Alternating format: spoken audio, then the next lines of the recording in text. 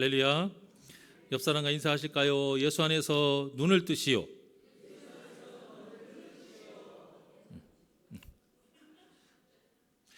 자, 오늘 말씀의 제목을 다 같이 합니다. 시작. 나의 하나님 되십니다. 이 제목 자체가 무엇을 뜻해요? 남의 하나님이 있다라는 거예요. 남의 하나님. 결국 진짜 제대로 된 신앙생활을 한다라는 것은요, 하나님이 나의 하나님이 되는 거예요. 우리가 세례를 받았다고 해서 다 하나님이 나의 하나님 되는 거 아닙니다. 교회를 다닌다고 해서 하나님이 나의 하나님 되는 거 아니고요. 똑같이 예배를 드린다고 해서 하나님이 나의 하나님이 되는 게 아니에요. 시편에 보면 특히 다윗 같은 경우 나의 하나님, 이 말이 굉장히 많이 나와요. 이 말씀이 얼마나 뜻깊고 얼마나 가슴 찡한 말씀인지 몰라요. 그 수많은 이스라엘 백성들이 다 남의 하나님이 됐어요. 하나님에 대해서 알고 있었습니다. 다른 나라는 드리지 않는 하나님께 제사를 드렸어요. 하나님의 율법대로 또 살아갔어요. 나름 지킨다고 열심히 했어요. 그런데 남의 하나님이 되어버리는 통에 그 이스라엘 백성들이 나라가 두 개로 또 쪼개지고, 북이스라엘은 아수르, 남유다는 그 바벨론을 통해서 그 멸망하는 일이 또 벌어지게 된 것입니다. 그 이스라엘의 역사를 성경에 기록해 놓으시는 이유가 무엇이냐? 우리도 그런 삶을 살지 말라는 거예요. 우리도 우리의 하나님이 나의 하나님이 되지 아니하면 우리도 그런 불행을 겪을 수 있다라는 거예요. 그런데 이 룻이라는 이방 여인이 하나님을 나의 하나님으로 삼아버린 거예요. 룻기는요, 절대 구원받을 수 없는 이 이방 여인이, 그것도 시아버지도 없어, 또 남편도 없어, 아들도 없는 이 비루한 이 여인이 하나님을 나의 하나님으로 삼음으로 인해서 인생이 역정되는 그 하나님의 역사가 룻을 통해서 쫙 펼쳐지는 그 내용이 바로 룻기입니다. 오늘 본문에 보면 우리가 지금까지 쭉 살펴봤지만 결국 오르바는 떠납니다. 하지만 룻은 떠나지 않고 나오미를 붙잡아요. 그런데도 나오미가 또 돌아가라고 합니다. 자, 그 이유가 15절에 나와 있는데요. 본문 15절 시작. 나오미가 또 이르되 보라, 내 동서는 그의 백성과 그의 신들에게로 돌아가나니 너도 너의 동서를 따라 돌아가라 하니. 자, 보시면 나오미가 말한 이 이유는요, 당연한 거예요. 당시 상황으로 봤을 때 굉장히 지혜로운 판단이에요. 전에도 말씀을 드렸지만 이때 당시의 여자의 일상은 3명의 남자를 통해서 보호를 받는 존재다, 이게 딱 명시가 되어 있어요. 태어나서는 아버지, 성인이 되어서는 남편, 또 나이가 들어서는 장남. 이렇게 남자의 보호 없이는 온전히 살 수 없는 그때 당시 사회였어요. 그런데 그곳에서 여인의 신분으로, 그것도 이방 여인이 이스라엘 땅에 간다? 이거는 죽으러 가는 거나 마찬가지예요. 그래서 나오미가 말한 거예요. 15절에 보니까 그의 백성, 너도 오르바처럼 너의 백성, 너희 가족에게로 가라. 그리고 또 뭐라고 해요? 그의 신들, 네가 원래 섬겼던 그 신을 섬겨라, 그것이죠. 그때 당시에 자기 그 가족의 공동체 안에서 그 가족, 그 민족이 섬기는 신을 섬기는 것만큼 안전한 삶이 없어요. 그런데 룻이 대답을 하자 더 이상 나오미가 말을 하지 못합니다. 그게 16절이에요. 16절 시작. 룻이 이르되 내게 어머니를 떠나며 어머니를 따르지 말고 돌아가라 강권하지 마옵소서. 어머니께서 가시는 곳에 나도 가고 어머니께서 머무시는 곳에서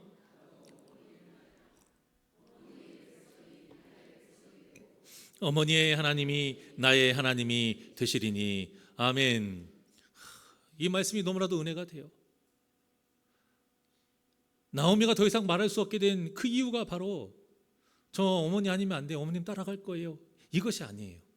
이 16절의 마지막 말 때문에 그런 거예요. 어머니의 하나님이 이미 나의 하나님이 되었어요. 그래서 어머니의 백성도 나의 백성이 되었어요. 이게 어떤 말입니까? 예수를 머리 삼고 우리는 다 한 뭐예요? 지체인이라. 이 진리를 알아버린 거예요. 가르쳐 준 것도 없습니다. 이때 당시에 무슨 변번 어떤 제사를 드릴 수 있겠습니까?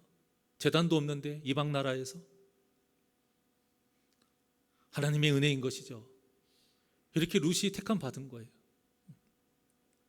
이제는 모압신이 아니라 이스라엘의 하나님을 섬기게 된 거예요. 신앙을 바꾼다라는 것이 오늘날에도 참 쉽지 않은 일이잖아요. 그렇죠? 그래서 우리가 같은 믿음의 그 동반자를 만나려고 하는 거 아닙니까? 신앙을 바꾼다라는 것은 인생에서 아주 중요한 결정이에요.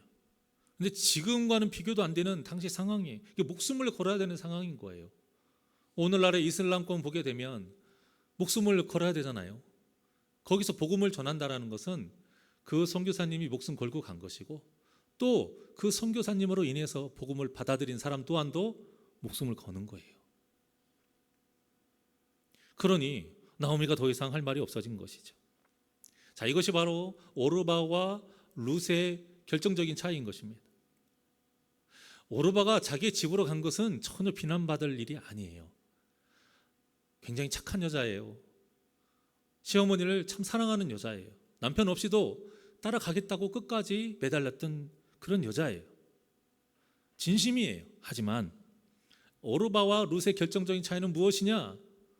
하나님이 나의 하나님이 되었느냐, 하나님이 남의 하나님이 되었느냐, 그거예요. 오르바는 하나님이 남의 하나님이었어요. 그래서 모압의 신을 섬기기 위해 떠난 거예요.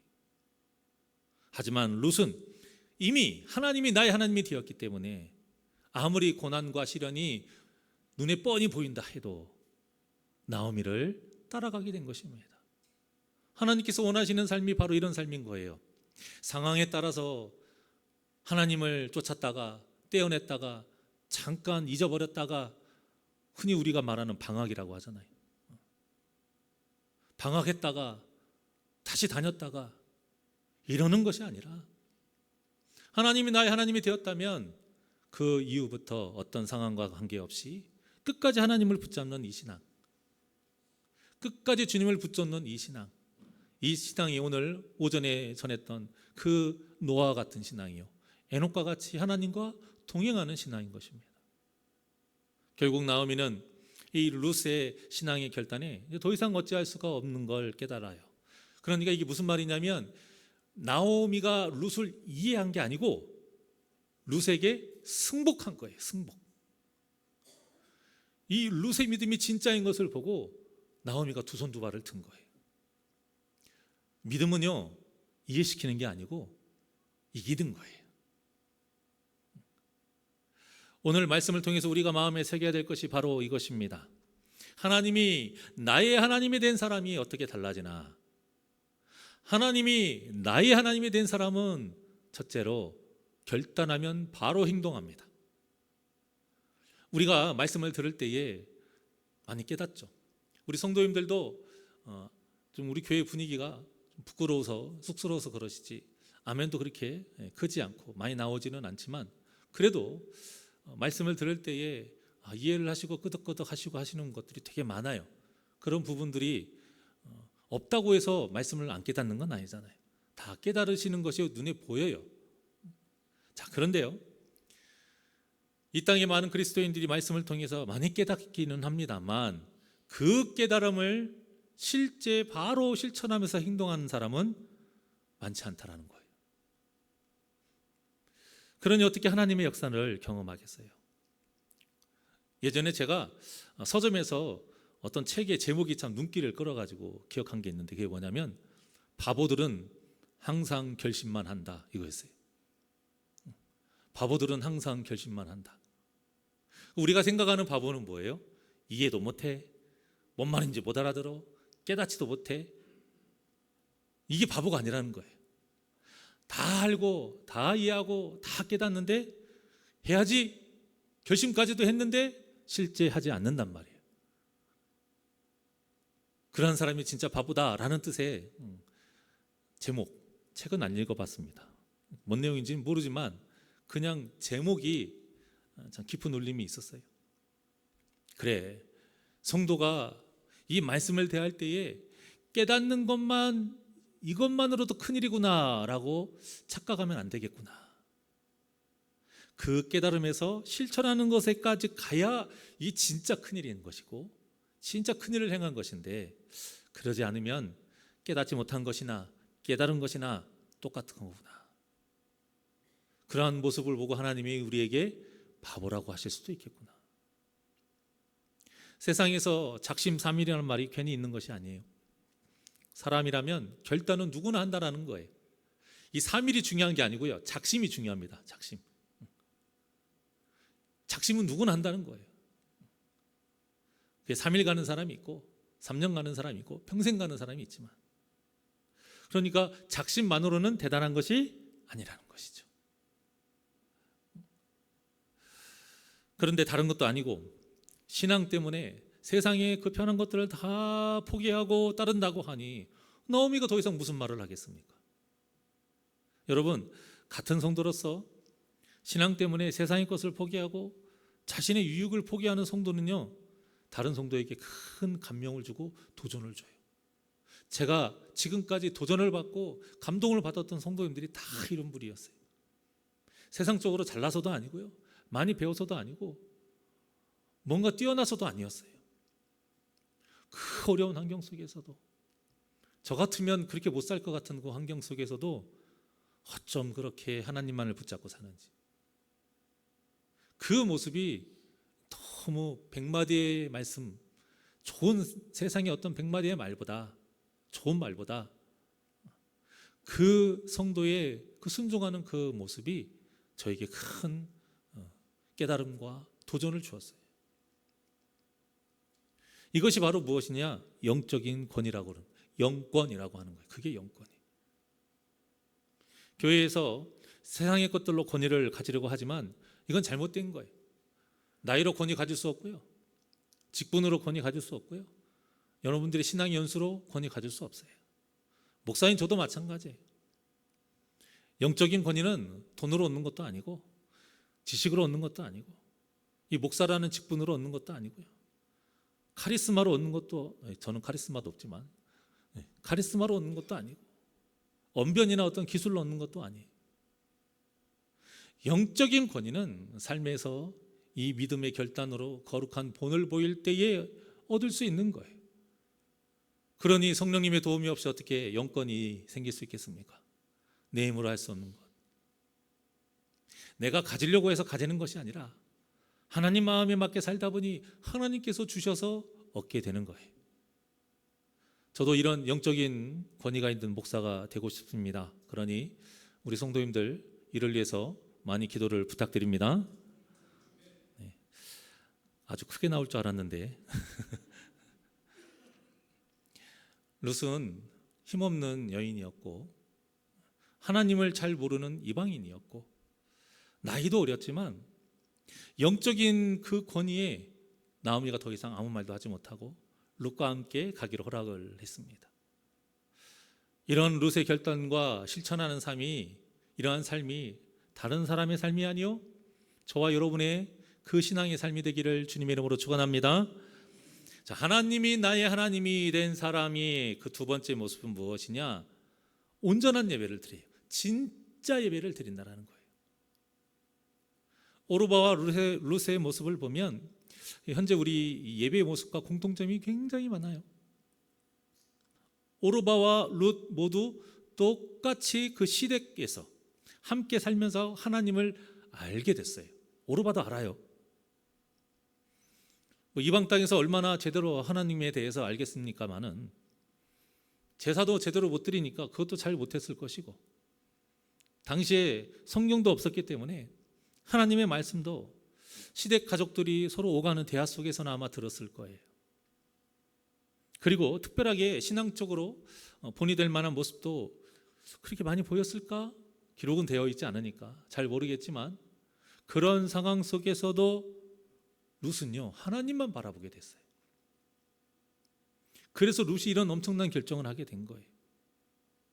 이게 무슨 말이냐? 똑같은 예배 현장 속에서도 오르바가 있을 수 있고 룻이 있을 수 있다는 거예요. 그리고 내가 한번 룻처럼 온전한 예배를 드렸어도 내 마음을 관리를 잘못하면 언제고 우리는 누구처럼 될 수 있다? 오르바처럼 예배를 드릴 수 있다는 거예요. 한 번의 바른 예배가 우리의 인생을 정말 바뀔 수 있는 엄청난 일이 있을 수 있어요. 그만큼 예배는 귀해요. 하지만 그 귀한 예배가 또 내 마음을 관리를 잘못하면 아무런 시간도 아닌 아무것도 아닌 시간이 될 수 있다는 거예요. 최소 일주일에 한 번은 교회에서 예배를 우리가 드리잖아요. 하나님의 말씀을 눈으로 읽고 또 귀로 듣습니다. 많게는 우리 교회에서는 한 9번, 10번까지도 드려요. 그렇게 하나님의 말씀을 귀로 듣고 눈으로 봐요. 본문의 이 나오미의 가정과는 비교도 할 수 없을 만큼의 예배가 넘쳐나는 이 환경 속에서도 우리가 좀 계산적으로 따진다고 했을 때에 바른 예배가 있지 않은 그런 나오미의 가정과 이렇게 예배 장소가 멋들어지게 잘 있고 또 더울 때는 시원한 에어컨이, 추울 때는 따뜻한 히터가 틀어지는 이 좋은 환경 속에서 더 많은 그리고 제대로 갖추어진 예배를 드리는 이때에 더 우리 교회에 더 요즘 시대에 룻과 같은 사람이 많아져야 되는 것 당연한 것 아닙니까? 계산적으로 본다고 하면. 그런데 그 계산대로 돼야 안 돼요? 안 된다는 거예요. 룻과 같은 성도만 나오는 게 아니라 어떤 때는 오르바와 같은 성도가 더 많을 수도 있다는 것이 정말 안타까운 현실인 거예요. 그래서 여러분, 우리는 환경 탓하면 안 돼요. 교회가 작아서, 시설이 낙후가 되어서, 의자가 불편해서, 음향시설이 안 좋아서, 물론 불편할 수는 있어요. 불편할 수는 있지만 이것들로 인해서 우리가 예배를 통해 오르바가 된다는 것은 이건 있을 수 없는 거예요. 그거하고는 상관이 없는 거예요. 관계가 되면 안 되는 거예요. 오히려 본문의 상황보다 모든 것이 좋은 상황이기 때문에 매 예배 때마다 룻과 같은 성도가 나와야 되는 것이 더 당연한 일인 것이죠. 이스라엘이 그렇게 하질 못해서 멸망당한 겁니다. 그렇게 하지 말라고 그 멸망당한 일을 성경에 기록해 놓으신 거예요. 오르바와 같이 하나님을 만나지 못하는 일 없도록 해라 이거예요. 하나님의 품보다 세상이 더 좋아서 세상을 향하게 되는 그런 일이 없게 하라 그거예요. 만약 그러고 있다라면 우리의 믿음이 연약하다라는 그 증거입니다. 사랑하는 여러분, 혹시라도 예배를 드렸는데 내 영혼이 오르바와 같다면 빨리 정신 차려야 됩니다. 혹시라도 예배를 드렸는데도 룻과 같이 결단하고자 하는 것이 하나도 없다면 더 말씀과 기도로 바로 서야 됩니다. 그래야 바리새인과 같이 외식하는 자가 되지 않을 수 있고요. 실컷 하나님 믿는다고 열심히 교회 다녔다가 주님 앞에 왔더니 주님이 우리에게 도무지 나는 너를 알지 못한다, 이런 허망한 그 말씀을 듣지 않을 수 있는 거예요. 우리 새날교회 성도님들은 빈죽정이 한 명도 없이 속이 꽉 찬 알곡 신앙이 될 수 있도록 예배 때마다 온전한 예배를 드리며 말씀으로 그 여러분들의 그 영혼이 더욱더 복되는 역사가, 믿음이 견고해지는 역사가 일어나기를 주님의 이름으로 축원합니다. 하나님이 나의 하나님이 된 사람은 무엇이 다르냐? 세 번째로 사랑으로 화목합니다. 나오미가요, 룻을 보내려고 했는데 더 이상 말하지 못했던 이유가 또 하나 있어요. 자, 17절입니다. 17절 시작. 어머니께서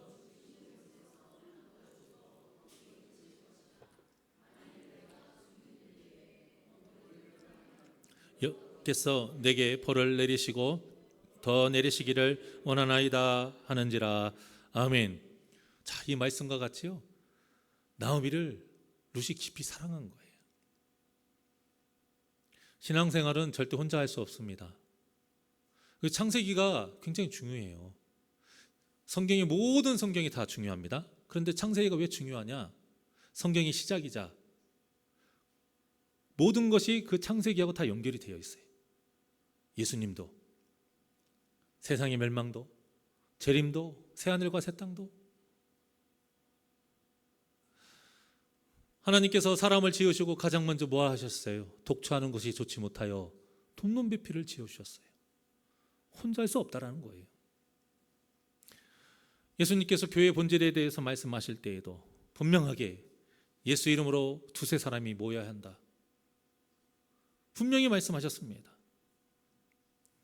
그러니까 사람은 하나님을 사랑하는 것이 당연해요. 그와 함께 사람과도 사랑하면서 살아가야 된다는 겁니다. 선택이 아니에요. 필수라는 거예요. 그래서 교회 안에서 개인주의하고 이기주의가 위험한 거예요. 똑같은 어떤 밝은 성격으로 살아라, 바꿔야 된다, 그런 뜻이 아닙니다. 다른 사람보다 다가가는 속도가 좀 늦을 수는 있어요. 지난 성도님이 좀 덜할 수는 있어요. 하지만 마음의 중심 안에는 뭐가 있어야 돼요? 우리는 예수님을 머리로 둔 뭐라고요? 한 지체.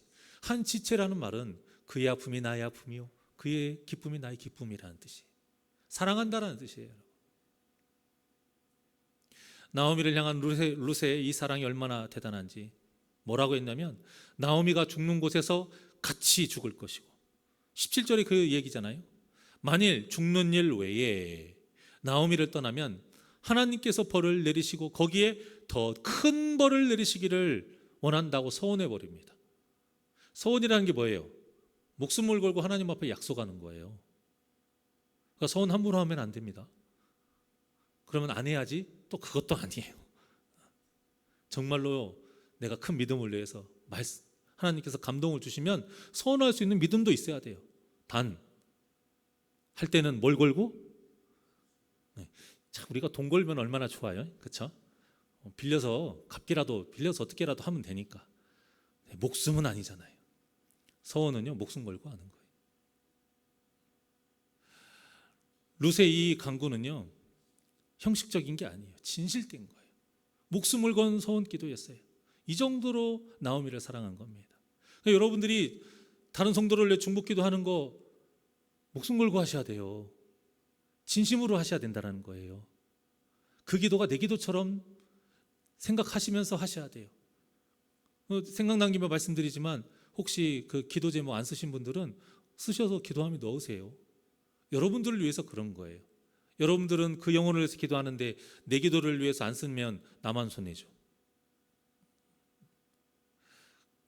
할 수 있으면 기도함에다가 여러분들 기도 쓰셔가지고 넣어주시면 다음 주가 또 새로 또 뽑는 날이니까 제가 준비해 놓겠습니다. 어떤 유명한 목사님이 설교한 영상을 제가 봤는데, 그때 그분이 하신 말씀이 참 기억에 남아요. 이 본문 17절에 이 말씀을 딱 인용한 거예요. 부부의 사이에 대해서 주제를 가지고 설교를 하셨는데, 부부가 서로 관계가 틀어질 때에 이 본문의 내용으로 기도를 하라고 그렇게 가르쳐 주시더라고요.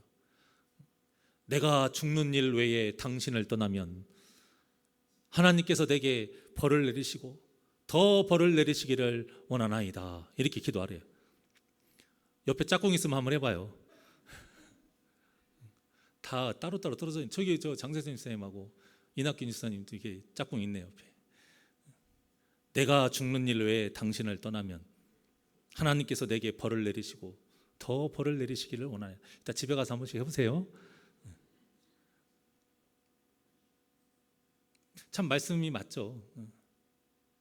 그렇구나. 부부가 서로 이렇게 이 기도를 정말 진심으로 한다면 그 가정이 행복해질 수밖에 없겠구나. 그런데 이런 기도 없이 그냥 그저 좋았던 때, 그때 감정만으로 결혼 생활을 하니까 문제가 되는 거예요. 그러니까 전에 제가 전주에서 사역했을 때 우리 담임 목사님이 자주 하셨던 말씀 중에 뭐였냐면, 결혼하고 났는데도 지금 아내를 보고 남편을 보고 가슴이 콩닥콩닥 뛰어요? 그럼 언덕에 한인집 가야 돼. 그러셨어요. 항상 정신병원에 가야 된다고. 그런 분도 있죠. 근데 이게 무슨 뜻이에요? 그런 사랑의 떨림만으로 사는 관계가 부부관계가 아니라는 거예요. 심리학자들의 연구 자료를 보니까요, 남녀가 결혼할 때 당신 없이는 못 살아, 이렇게 말하고 하는 사랑이 18개월 간답니다. 18개월. 그리고 기적이 일어나면 3년간 돼요. 어떤 유명한 월간지에서 사랑의 유효기간이 있습니까? 이 주제로 부부들에게 설문조사를 했대요. 그랬더니 70%가 유효기간이 있다 이렇게 대답을 했답니다. 손 한번 살짝 들어볼래요? 그리고 그 유효기간을 물어봤대요. 대부분이 3년이라고 했대요. 3년. 얼추 아까 그거랑 같은 이야기죠. 그리고 또 하나의 질문을 했어요. 만일 부부의 사랑이 식어졌다면 어떻게 하시겠습니까? 이 질문에 남성 42%가 노력하겠다 이렇게 했어요. 부부의 사랑이 식으니까 노력을 해서라도 어떻게든 회복하겠다 그거예요. 그런데 놀라지 마세요. 여성의 80%가 이별을 선택하겠다 이렇게 말했습니다. 그러니까 이게 무슨 말이에요? 저를 포함해서 남자들 조심해야 돼요. 조심해야 돼요. 그리고 3년이 넘었는데도 이별을 택하지 않은 아내분이 있다? 정말 존경스러운 것이에요. 결혼 생활 잘하고 계신 거예요. 식사하신 후라 졸릴까 봐 여담으로 드린 거예요. 역시나 아까 딱 그 얘기부터, 정신병원 이야기부터 눈이 반짝반짝해요. 그런데 이 사랑의 유효기간이 꼭 틀린 말은 아니에요. 어떤 목사님이 자신의 쓴 책에다가 이런 간증을 적어 놓으셨는데요. 다음 사역자를 위해서 담임으로 있던, 열심히 섬기던 그 교회를 이제 사임을 하게 된 거예요. 그런데 교인들이 아니 어떻게 우리를 버리고 갈 수 있느냐, 정년퇴임도 아니고 어떻게 갈 수가 있느냐, 그렇게 저희 교인들이 막 찾아오더래요. 그래서 이제 피해 갔대요. 다른 곳에 아는 분 집에 피해 있다가 12시 넘으면 다 집에 갔겠거니 하고 갔더니 아직도 3명이 남아있더래요. 그래서 그 3분이 계속 교회에 남아달라고 간청을 하더래요. 한 분은 이렇게 말을 해요. 목사님, 만약에 목사님이 떠나면 저는 절로 가겠습니다. 다른 한 분은 목사님, 우리 교회에서 드리는 사례금이 적어서 먹고 사시는 게 힘드시면 우리 집 쌀, 빵 제가 나눠서라도 목사님과 같이 먹을 테니까 꼭 같이 계셔 주십시오. 이렇게 말을 했대요. 마지막 한 분은요, 짧고 굵게 저는 목사님 없으면 못 살아요. 이렇게 말을 했대요. 이 3분의 말씀에 목사님이 너무 괴롭기도 하고 감동도 받기도 하고 내가 이렇게 사랑을 받고 있는데 어디를 가랴 하고 모든 거 다 포기하고 계속 목회를 하셨다고 해요. 그런데 이 3분이 1년도 안 돼서 교회를 다 떠났답니다. 목사님을 사랑하지 않은 것은 아니라고 봐요, 저는. 그리고 그분도 말해요. 진심이 느껴졌대요. 진심이 느껴졌으니까 그 결정을 다 포기한 거 아니겠어요? 그런데 사람에 대한 그 사랑과 진심의 유효기간이 1년도 안 된 거라 이 말이에요. 그거를 말씀드리는 거예요. 사람 보고 신앙생활하는 게 아니라는 거예요. 하나님이 나의 하나님이 됐을 때에 그보다 더 험하고 마음에 안 들고 어려운 환경이라 할지라도 우리가 끝까지 믿음을 지키며 신앙생활을 할 수 있다는 겁니다. 그러니까 루시 17절에 했던 말이 귀한 거예요. 죽을 때까지 사랑하겠대요. 얼마나 귀합니까? 이처럼 사랑의 유효기간을 두지 않고 예수님처럼 끝까지 사랑하는 저와 여러분이 되시기를 원합니다. 사람뿐만이 아니라 하나님을 사랑하는 것에 어떠한 이유도 되지 않고 말씀이 그러하기에, 그리고 항상 그 말씀 전에 하나님은 우리에게 그 말씀대로 우리에게 먼저 은혜를 베풀어 주세요. 사랑하기 때문에, 우리가 하나님께 사랑을 받았기 때문에 사랑하라고 하시는 거예요. 우리가 하나님께 용서를 받았기 때문에 남을 용서하라고 하는 거예요. 하나님께서 우리를 긍휼히 베풀어 주시고 불쌍하게 여기셨기 때문에 다른 사람을 불쌍히 여기라고 하신 거예요. 그러니 하나님께 먼저 은혜와 사랑을 받은 자답게 어떠한 이유도 되지 아니하고 끝까지 사랑할 수 있는 그 믿음이 저와 여러분에게 있기를 원합니다. 하나님이 나의 하나님이 된 사람이 무엇이 다르냐? 세 번째, 목숨을 걸어요. 네 번째네요. 마지막 네 번째로 목숨을 걸어요. 자, 룻의 각오는 말뿐이 아닙니다. 베들레헴으로 가는 길 자체가 쉬운 길이 아니에요.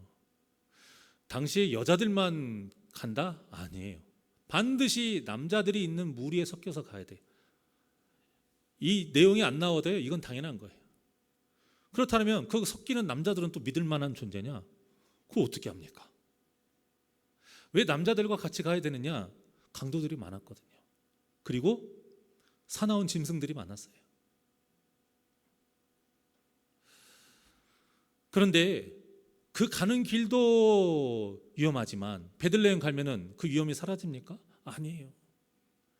혼자 있는 여자, 과부의 삶을 사는 여자, 집안에 어떠한 남자도 한 명도 없는 여자는요, 유린의 대상이에요. 성적 놀이개가 될 확률이 엄청 많아요. 그리고 그런 일이 벌어져도 어디에서 보상도 못 받고 보호도 못 받아요. 참 여자 인생이 너무 기구하죠.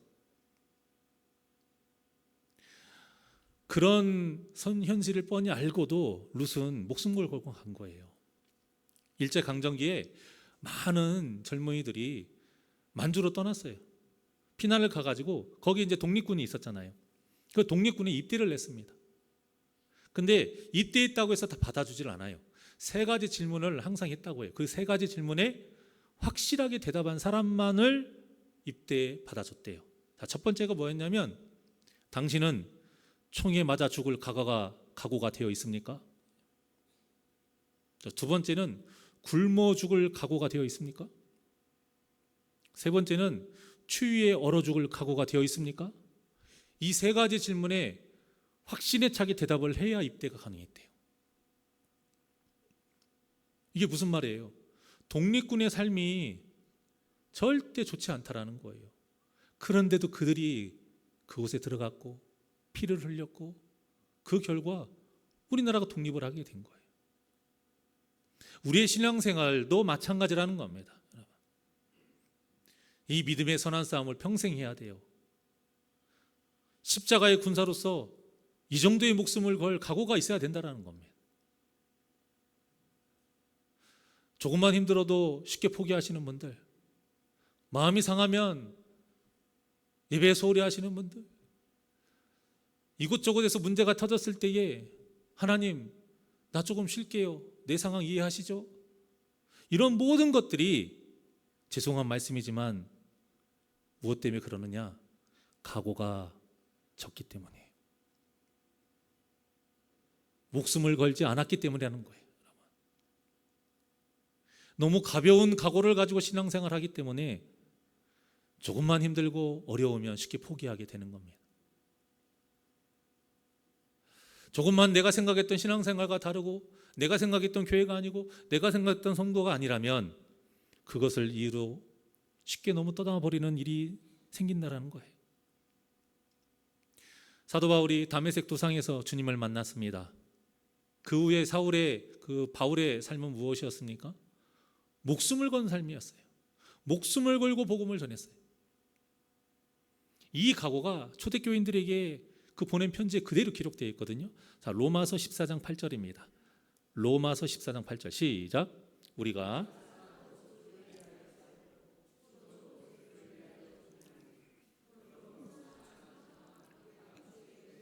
아멘. 이러한 찬양도 있잖아요. 이 그대로 찬양도 있잖아요. 얼마나 귀한 믿음의 고백입니까? 사나 죽으나 우리는 주의 것이로다. 하나님 마음대로 하십시오. 죽이든지 살리든지 저는 주님 손에 붙들려 있기만 하면 됩니다. 쉽지가 않죠. 쉽지 않게 믿음이 귀한 것입니다. 지금의 나는 어떠한가 되돌아보게 하고 내 연약한 믿음을 부끄럽게 하는 참 순금과도 같은 그런 고백이에요. 그런데 바울은 말뿐인 고백이 아니었어요. 말씀 하나만 찾아보고 마칠게요. 사도행전 20장 23절과 24절입니다. 시작. 오직 성령이 각 성에서 내게 증언하여 결박과 환난이 나를 기다린다 하시나 내가 달려갈 길과 주 예수께 받은 사명 곧 하나님의 은혜의 복음을 증언하는 일을 마치려 하면은 나의 생명조차 조금 더 귀한 것으로 여기지 아니하노라. 아멘. 이 말씀은 에베소 장로들에게 했던 고별 설교의 말씀이에요. 성령님을 통해서 자신이 가야 될 곳이 예루살렘이요, 그곳에 반드시 결박과 환란이 기다리고 있다는 것을 뻔히 알면서도 말을 하고 있는 거예요. 어떻게 이런 말을 할 수 있을까? 죽을 수 있음에도 이미 목숨을 건 각오를 했기 때문에 기꺼이 간다고 이런 말을 할 수 있는 거예요.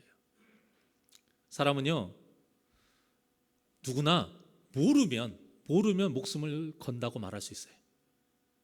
하지만 죽을 줄 알면 목숨을 건다라는 말 함부로 할 수 없는 거예요. 그런데 룻은 알고도 목숨을 건 각오로 나오미를 붙쫓았던 것입니다. 이를 통해서 하나님은 우리에게 원하시는 거예요. 내가 정말 너의 하나님이냐? 내가 정말 너의 하나님이라면 나를 위해 너는 무엇을 걸고 있느냐? 그거예요. 마음을 다하고 뜻을 다하고 그 다음 뭐예요? 생명을 다해서 주 너의 하나님을 사랑해야 되는 거예요.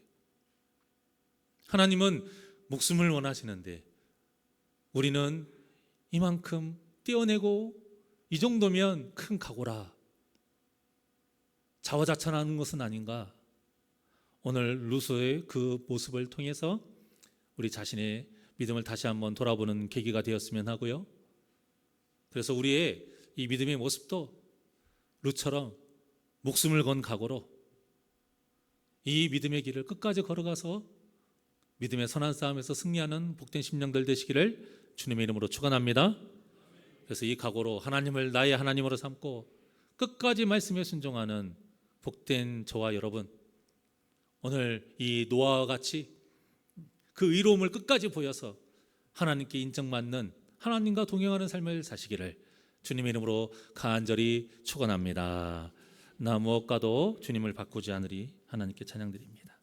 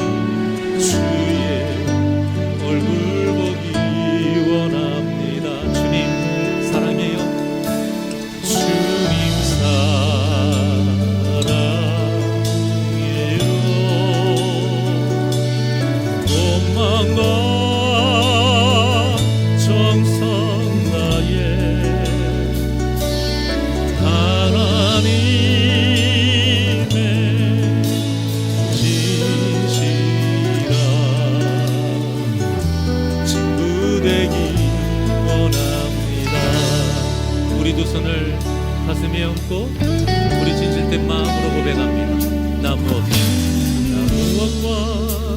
주님을 바꾸지 않으리. 다른 어떤 은혜 구하지 않으리. 오직 주님만이 내 삶의 도움이시니 주의 얼굴 보기 원합니다.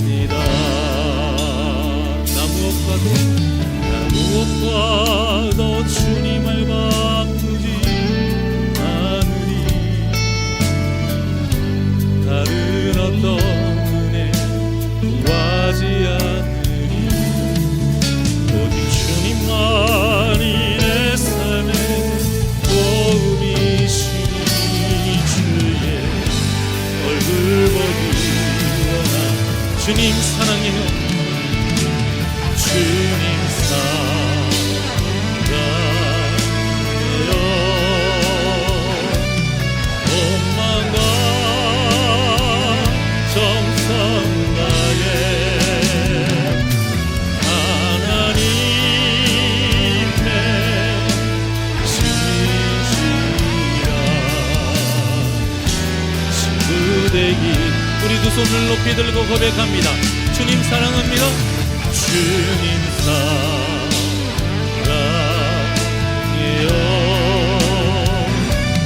온 마음과 정성 다해 하나님의 진실한 친구 되기 원합니다. 주님 사랑해요. 주님 사랑해요.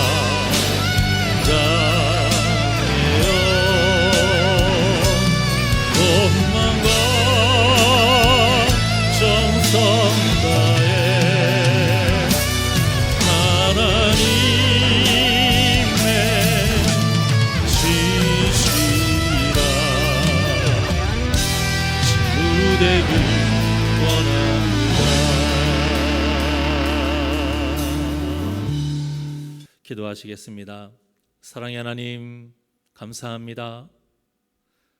얼마나 지금까지 우리에게 큰 은혜를 베풀어 주셨는지 그 사랑과 은혜 이루 말할 수 없습니다. 이런 귀한 하나님이 나의 하나님이 되지 않는다면 이 얼마나 불행한 일이겠습니까? 사랑하는 우리 새날개 모든 성도님들의 믿음이 우리 하나님이 나의 하나님이 되는 그 믿음이 있기를 원합니다.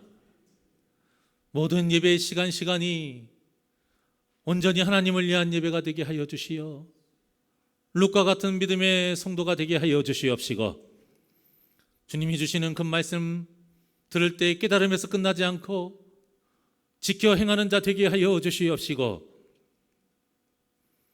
하나님을 사랑하는 것처럼 한 몸이는 내 성도를 사랑하는 자 되게 하여 주시옵시고, 이 믿음의 길이 그저 여유가 있기에 시간이 되기에 할만하기에 가는 것이 아니라 어떠한 고난과 시련이 있다 할지라도 목숨을 걸고 갈 수 있는 그 믿음으로 살아가게 하여 주시옵소서. 나의 하나님 여호와여, 오직 주님만을 사랑하길 원합니다. 우리를 위해 주신 그 하나님의 말씀을 나의 생명줄로 붙잡고 끝까지 살아가며 주님과 동행하며 승리하게 하여 주시옵소서. 감사함 예수님의 이름으로 기도하옵나이다. 아멘.